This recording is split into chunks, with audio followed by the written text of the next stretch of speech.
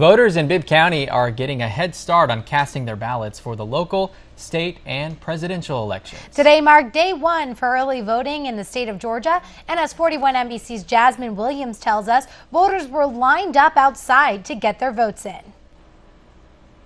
18 days of early voting kicked off with a good start this morning. Hundreds of voters lined up outside of the Board of Elections, where they waited anywhere from 30 minutes to an hour to cast their ballot.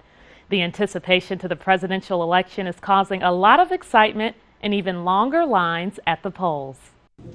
The race is on for the White House, and voters aren't waiting around to pick their candidates, but they are waiting in lines. Well, it was about an hour, but I have no complaints at all. We waited about 30 minutes, and it wasn't too bad of a wait. The average wait at the Bibb County Board of Elections was about 40 minutes on the first day of early voting, and election officials only expect it to get worse.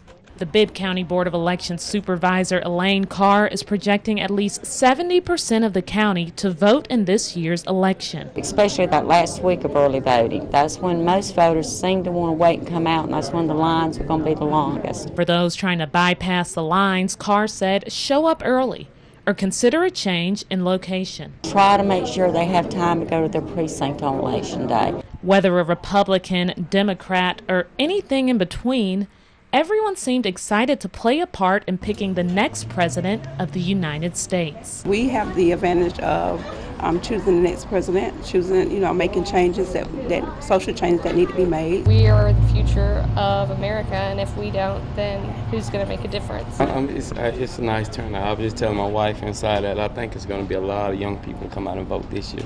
Just remember, if you plan on voting early, be prepared for the wait.